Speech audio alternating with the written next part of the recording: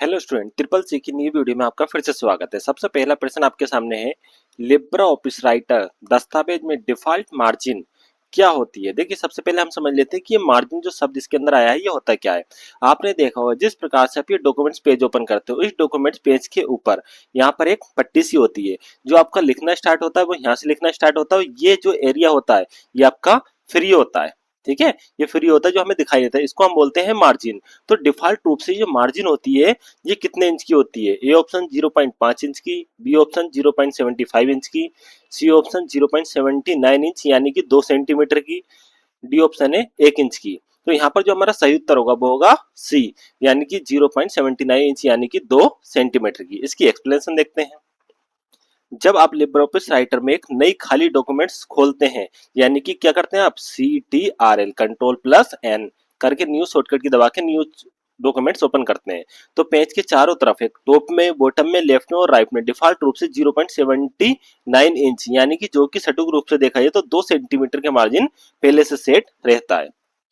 अगला प्रश्न है, पैराग्राफ शुरू होने से पहले मार्जिन और टेक्स्ट के बीच की जगह को क्या कहा जाता है। अगर ये पहला पैराग्राफ है, हमने पहले ही कहा था, जैसे कि हमने ये पैराग्राफ ओपन कर लिया इसके अंदर, तो इसके अंदर जो बीच का ये गैप है, ठीक, जिसको हम कहते हैं मार्जिन, और मार्जिन के अंदर टेक्स्ट। यहाँ पर जो एक आप देखा होगा रूलर आता है, रूलर के अंदर इस प्रकार से कोटिक से बन के आते हैं। इसको इसको हम बोलते क्या है, ए स्पेसिंग बोलते हैं, बी इंडिटेंशन बोलते हैं, सी अलाइनमेंट बोलते हैं, डी गुटर मार्जिन बोलते हैं। तो हमारा बी उत्तर बिल्कुल सही होगा इसके अंदर।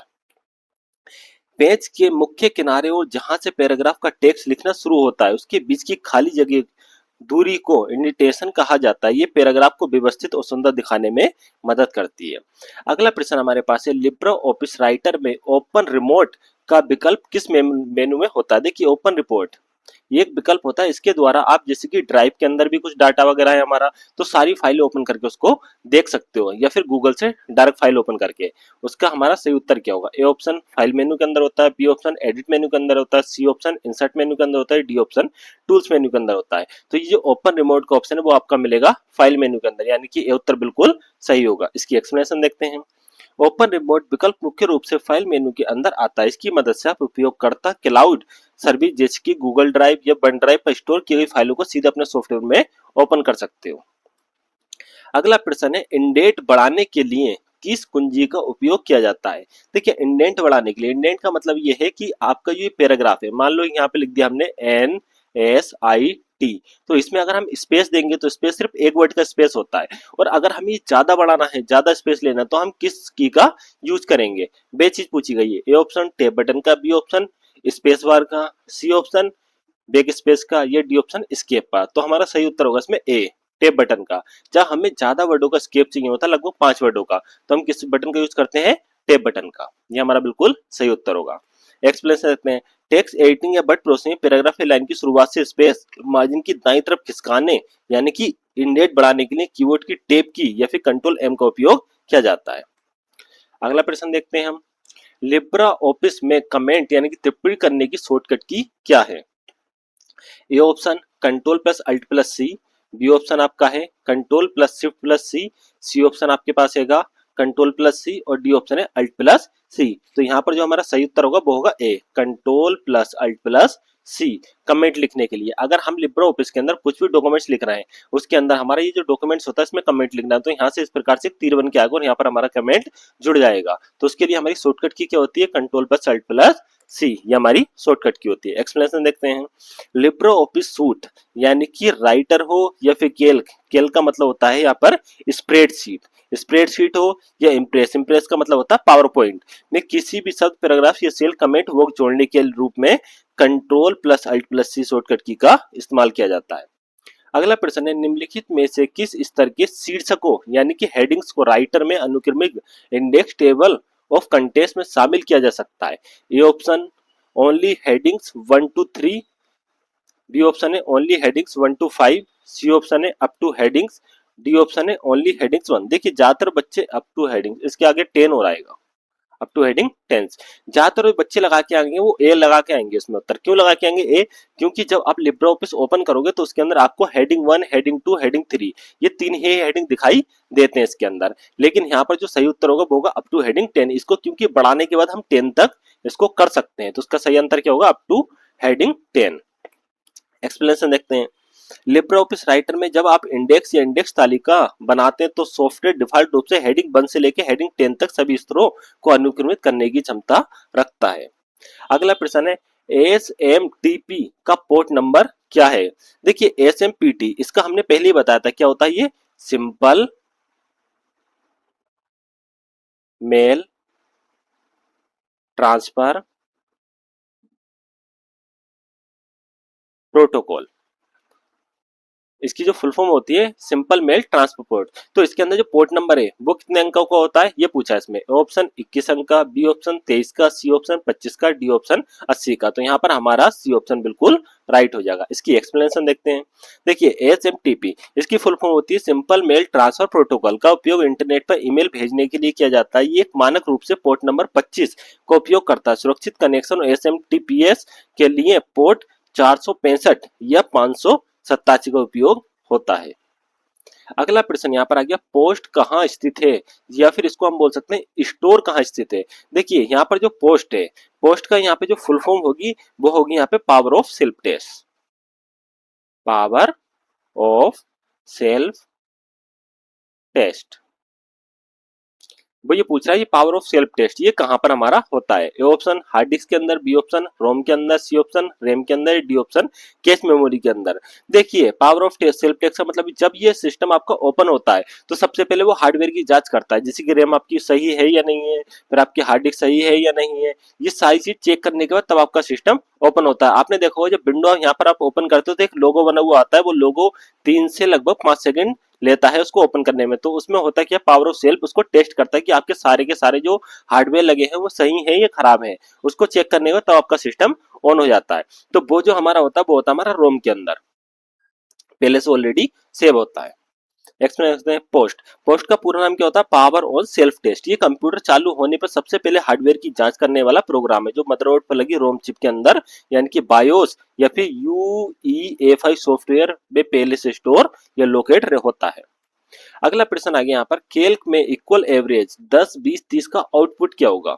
देखिए जो एवरेज होता है, एवरेज का मतलब होता है सबका डाटा निकालना। एवरेज का मतलब ये है कि आप इन तीनों संख्या को जोड़ फिर उतनी संख्या से भाग देना। जैसे इन तीनों संख्याओं को आप जोड़ोगे तो होगा टोटल 60 और को 3 से डिवाइड करोगे आप तो यहाँ पे निकल जाएगा 20। तो 20 आपका बिल्कुल सही उत्तर रहेगा, यानी कि बी उत्तर बिल्कुल सही है। एवरेज फंक्शन दी गई संख्याओं को जोड़कर उन्हीं संख्याओं से भाग देता है, जैसे कि हमने पूरा सोल्व करके दिखा दिया आपको। अगला प्रश्न है, दिए गए रासायनिक सूत्र यानी कि H2O में 2 को लिब्रे ऑफिस राइटर में किस रूप में जाना जाता है। अब 2 यहाँ पे नीचे लगा है। A option superscript, B option subscript, C option underline या डी ऑप्शन नॉर्मल टेक्स्ट। तो यहाँ पर जो हमारा सही उत्तर होगा वो होगा यहाँ पर बी सुपरस्क्रिप्ट। देखिए सबस्क्रिप्ट क्या होता है, सबस्क्रिप्ट ये होता है जैसे कि आपने होगा ए स्क्वायर प्लस बी स्क्वायर, ये जो ऊपर लगे हैं इनको क्या कहते हैं हम सबस्क्रिप्ट। सुपर स्क्रिप्ट किसे कहते हैं, ये जो नीचे लगे हैं। अंडरलाइन का मतलब ये होता है कि इसके नीचे जो लाइन होती है, जैसे कि मेरे राइटर इसके नीचे लाइन खींच दी, किसके नीचे लाइन खींच दी मैंने, या फिर नॉर्मल टेक्स्ट के नीचे लाइन खींच दी, इसको कहते हैं अंडरलाइन। तो हमारे यहाँ पर बी उत्तर बिल्कुल सही होगा। एक्सप्लेनेशन देखते हैं। जब कोई अक्षर या अंक सामान्य टेक्स्ट लाइन के ठीक नीचे रूप से लिखा जाता है, जैसे कि रासायनिक सूत्र में लिखा है H2O, तो उसे सबस्क्रिप्ट कहा जाता है। इसके विपरीत यदि ऊपर लिखा जाता है यानी कि H2 तो इसे सुपरस्क्रिप्ट कहा जाता है। अगला प्रश्न है आपके पास, वर्ड प्रोसेसिंग का अर्थ क्या है। ए ऑप्शन टेक्स्ट को टाइप करना, उसको संपादित यानी कि एडिट करना। बी ऑप्शन है आपके पास टेक्स्ट को फॉर्मेट करना, जैसे कि बोल्ड करना है या फिर उसमें कलर लगाना है या उसको फॉन्ट का चेंज करना है। सी ऑप्शन टेक्स्ट और डॉक्यूमेंट्स को प्रिंट करना है या सुरक्षित को सेव रखना है। डी ऑप्शन उपयोग ये सारे काम कर सकता है। तो हमारे यहाँ पर डी ऑप्शन बिल्कुल राइट होगा कि वर्ड प्रोसेसिंग का अर्थ ये सारे काम करना है, वो सारे के सारे ये काम कर सकता है। एक्सप्लेनेशन देखते हैं इसकी। वर्ड प्रोसेसिंग का मतलब कंप्यूटर टेक्स्ट आधारित दस्तावेज जैसे कि पत्र, रिपोर्ट और किताबें तैयार करना है। इसके अंतर्गत टाइपिंग, एडिटिंग, फॉर्मेटिंग और प्रिंटर के लिए सभी कार्य शामिल होते हैं। अगला प्रश्न है, किस विकल्प का उपयोग करके दस्तावेज में डाटा फीड तक पहुंचा जा सकता है। ए ऑप्शन सबसे पहले हम इंसर्ट पे क्लिक करेंगे, उसके बाद फीड में जाएंगे और मोर फीड में जाएंगे। बी ऑप्शन है व्यू पे क्लिक करके सीधे डाटा सोर्स में जाके ये ओपन कर सकते हैं। या सी ऑप्शन ए और बी दोनों सही है, डी ऑप्शन इनमें से कोई नहीं। तो हमारा यहाँ पर जो उत्तर होगा वो होगा सी, ए और बी दोनों के दोनों सही है।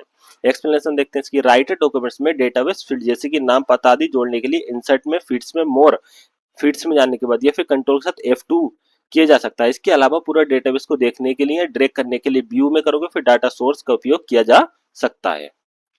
अगला प्रश्न है, बोल्ड, इटैलिक, अंडरलाइन विकल्प मुख्य रूप से किस मेनू में होते हैं? ए ऑप्शन फाइल मेनू में, बी ऑप्शन फॉर्मेट मेनू में, सी ऑप्शन टूल्स मेनू में, डी ऑप्शन व्यू मेनू में। देखिए जो बोल्ड होता है ये हमारा अक्षर होता है, जैसे कि हमने लिख दिया ये ए, ये सिंपल टेक्स्ट हो गया, और अगर ये इस प्रकार से थोड़ा सा मोटा मोटा दिखाई देगा तो इसका मतलब ये है बोल्ड। और अगर इटैलिक हो तो ये हल्का सा तिरछा दिखाई देगा इस प्रकार से, तो ये होता है इटैलिक, और इसके नीचे एक लाइन होती है, ये होता है अंडरलाइन। तो आप देख रहे हो ये सारे का सारा क्या हो रहा है, ये हमारी फॉर्मेटें चेंज हो रही है, तो इसका सही उत्तर क्या होगा, B, format menu.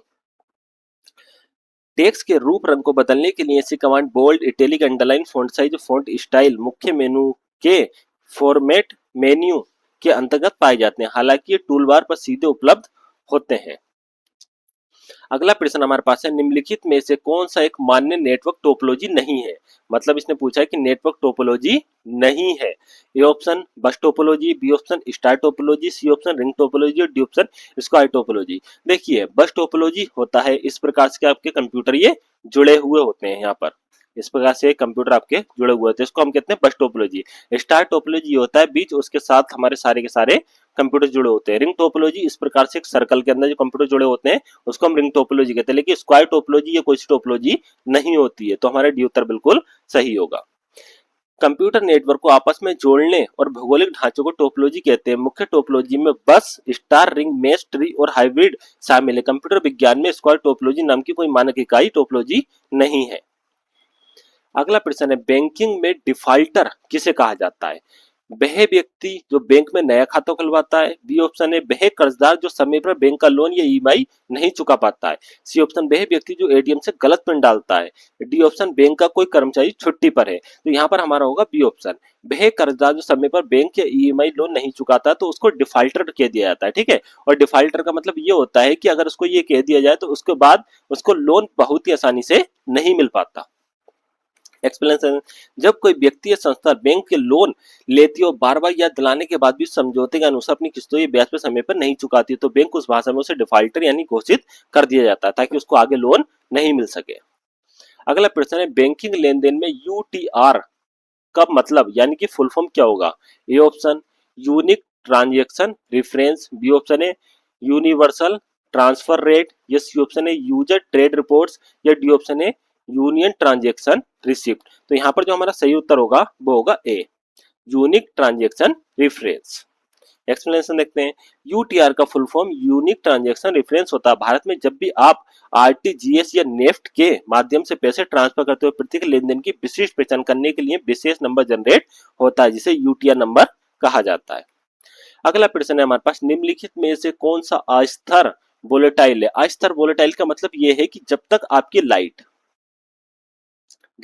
Light on है तब तक उसमें करंट रहेगा या डाटा रहेगा, जैसी लाइट आपकी भागी, ठीक है, या फिर लाइट आपकी कट हो गई तो उसका डाटा सारा का सारा मिट जाएगा और डिलीट हो जाएगा। वो कौन सी है?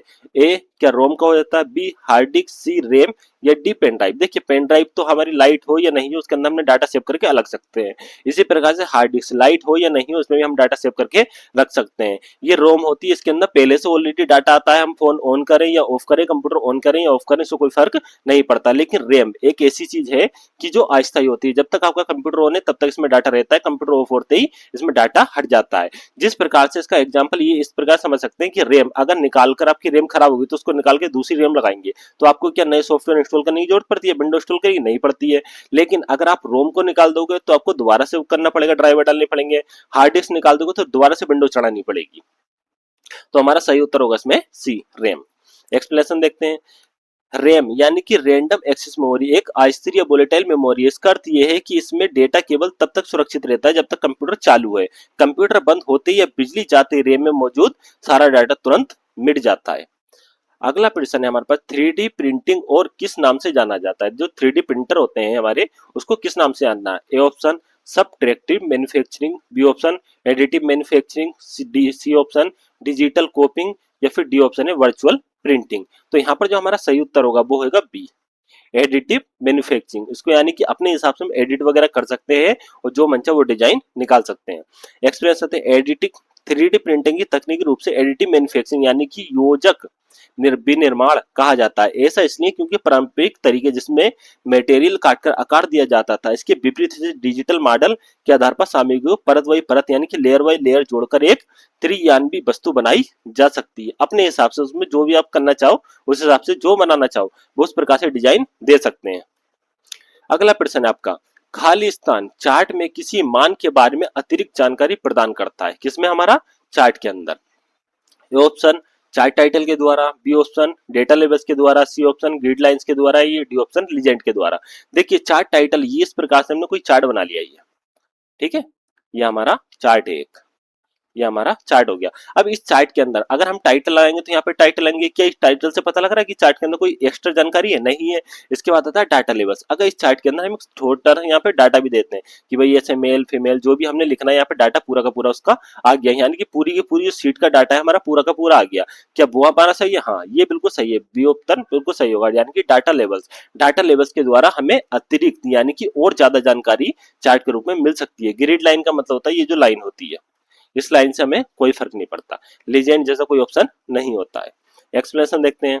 चार्ट में दिखने वाले वार पाई स्लॉट बिंदुओं में ऊपर से संख्यात्मक मान प्रतिशत लिखे होते हैं, उन्हें डाटा लेवल्स कहा जाता है, जो दर्शकों को बिना स्केल से सीधे सटीक वैल्यू की अतिरिक्त जानकारी दे देते हैं।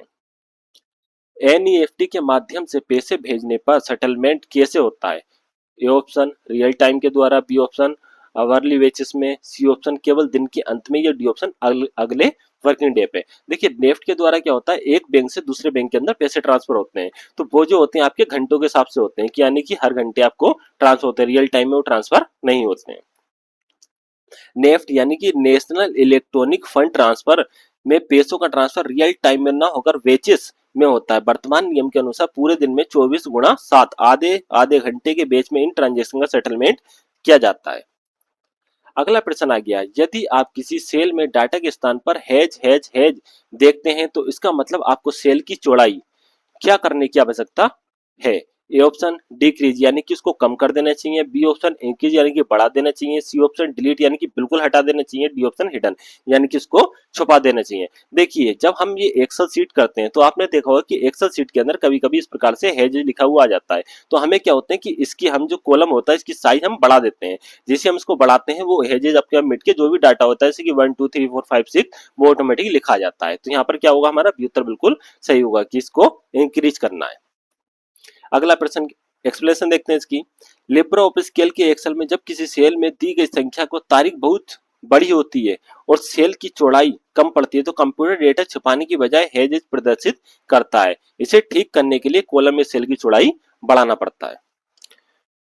अगला प्रश्न हमारे पास है, सॉफ्टवेयर जो स्वतंत्र रूप से विकसित और संशोधित किया जाता है उसे क्या कहा जाता है? A property software, B open source software, C shareware, या डी क्लोज सोर्स सॉफ्टवेयर।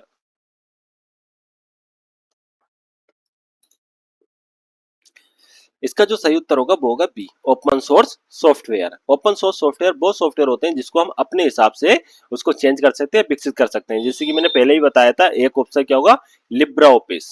जो आप लिब्रा ऑफिस ये जो मैं पढ़ा रहा हूँ आपको, लिब्रा ऑफिस एक वो हो सकता है, या फिर लिनक्स विंडो जो होती है, लिनक्स विंडो जो होती है ये क्या होती है, ओपन सोर्स होती है, इसको अपने हिसाब से इसकी कोडिंग चेंज हम कर सकते हैं।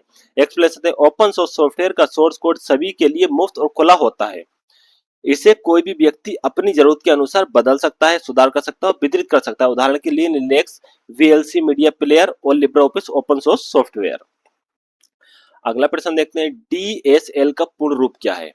ए option digital system line, B option data server link, या C option digital subscribe link, या डी ऑप्शन है डुअल सॉकेट लिंक। तो यहाँ जो आपका सही उत्तर होगा वो होगा C digital subscriber link. Explanation देखते हैं इसकी। डीएसएल का पूरा नाम डिजिटल सब्सक्राइबर लिंक है। ये एक ऐसी तकनीक है जो पारंपरिक तांबे की टेलीफोन लाइन के माध्यम से घरों और व्यवसाय तक हाई स्पीड इंटरनेट सेवा पहुंचाने का काम करती है। अगला प्रश्न हमारे पास है, स्प्रेडशीट में चार्ट बनाने के लिए आप मुख्य रूप से किसका उपयोग करते हैं? ये ऑप्शन फंक्शन विंजार्ड का, बी ऑप्शन चार्ट विंजार्ड का, सी ऑप्शन पाइवट टेबल का, डी ऑप्शन मेल मर्ज का। देखिए फंक्शन विंजार्ड का उपयोग जो करते हैं आप फार्मूला लगाने के लिए करते हैं, अगर आपको फार्मूला लगाना है तो ये करेंगे। चार्ट बनाना ये बिल्कुल सही उत्तर है क्योंकि इसके अंदर भी हमें चार्ट बनाना पूछा है। पाइवट टेबल का उपयोग तब करते हैं जब हमारे पास बहुत सारा डाटा है और हर डाटा जो एक पर्टिकुलर यूज के हिसाब से है, तो हम क्या करेंगे इसको पाइवट टेबल में कन्वर्ट कर लेंगे और जो जो डाटा हमें चाहिए वो हमें एक डाटा के फॉर्मेट में आ जाएगा। जैसे कि हमारा टोटल यहाँ पर आना चाहिए और यूजर्स यहाँ पर आने चाहिए, जो भी सामान का आइटम है उसकी लिस्ट यहाँ पर आना चाहिए, उस प्रकार कर सकते हैं। मेल मर्ज का काम ये है कि आप एमएस वर्ड के ऊपर कोई भी डॉक्यूमेंट्स या फिर रिजल्ट वगैरह बना सकते हो और एक्सेल के अंदर उसका डाटा चला सकते हो। इन दोनों को लिंक करा के एक क्लिक के अंदर आप 100, 150 या 1000 एक क्लिक के अंदर वो डाटा का डाटा सबके रिजल्ट जनरेट करवा सकते हो। एक्सप्लेनेशन देखते हैं। लिब्रे ऑफिस कैल्क में डाटा को ग्राफिकल रूप से चार्ट में बदलने के लिए चार्ट विंजार्ड टूल का उपयोग किया जाता है। इसे स्टैंडर्ड टूल बार दिया जाता है। चार्ट आइकन पर क्लिक करके इंसर्ट चार्ट पर जाकर एक्सेस कर सकते हैं। अगला प्रश्न हमारे पास है, लिब्रे ऑफिस इंप्रेस में स्लाइड शो को शुरुआत से शुरू करने की शॉर्टकट की कुंजी क्या है? A option F2, B option F3, C option F5 या डी ऑप्शन F7। देखिए इसमें ये पूछा है कि जब हम स्लाइड वगैरह बना लेते हैं इंप्रेस में तो उसका प्रीव्यू देखने के लिए, स्लाइड शो का जो प्रीव्यू होता है उसे देखने के लिए हम किस की का उपयोग करते हैं? इसका उत्तर आप कमेंट बॉक्स में कीजिए। सही है, मिलते हैं नेक्स्ट क्लास के साथ नेक्स्ट डे में। धन्यवाद। आज की क्लास यहीं समाप्त होती है।